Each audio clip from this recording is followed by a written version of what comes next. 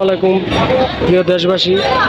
আমার স্টুডেন্ট ভাইয়েরা ট্রাফিকের দায়িত্ব পালন করতেছে, তবে তাদের যেই কার্যক্রম আমার কাছে অনেক ভালো লাগতেছে। আমি বাড়িতে ছিলাম, ঢাকায় আসছি আজকে।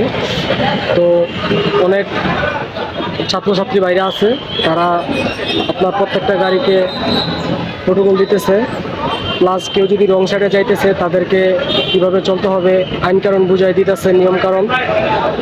তারা যারা গাড়ি রং সাইডে চালাইতেছে তাদেরকেও নিয়ম কারণ বুঝাইতেছে। আর আমাদের বাংলাদেশের যে আগের যে পুলিশরা ছিল তারা খালি এখানে বসে থাকতো, আমরা দেখতাম।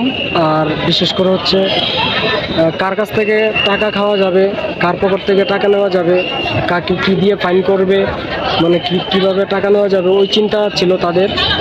তো আমি পুলিশদের বদনাম বলতেছি না আমার এই কথার মাধ্যমে, তবে তাদের যে নিয়ম কারণ